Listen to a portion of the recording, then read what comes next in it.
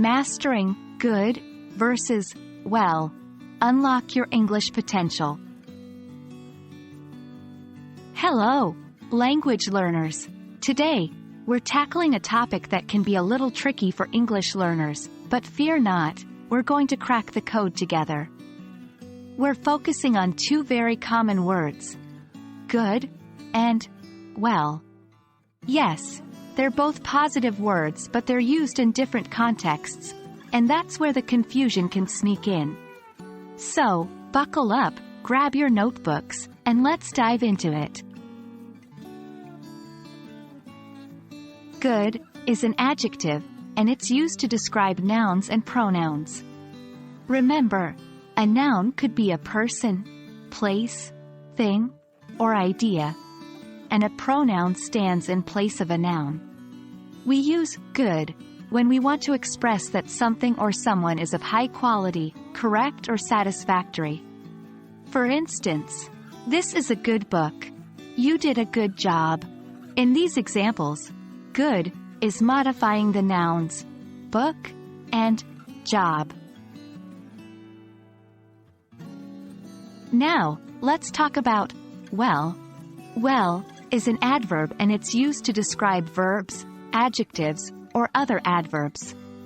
Well indicates that something is done in a satisfactory or suitable manner. For example, he plays soccer well.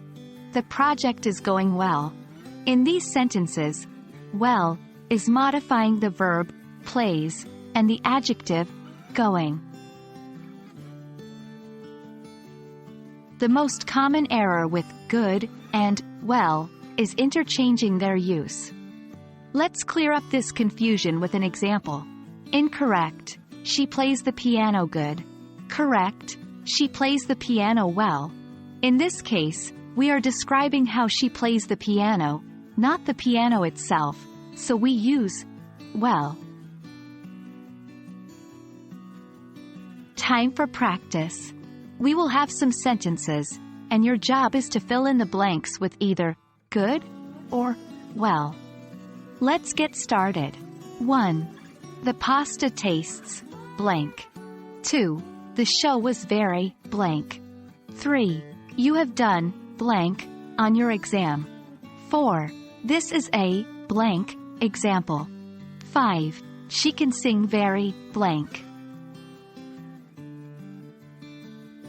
Well done, learners. You've taken a huge step in mastering the use of good and well. It may take a bit of practice to get used to, but I'm confident you'll get the hang of it in no time. Keep practicing, and remember, making mistakes is a part of learning.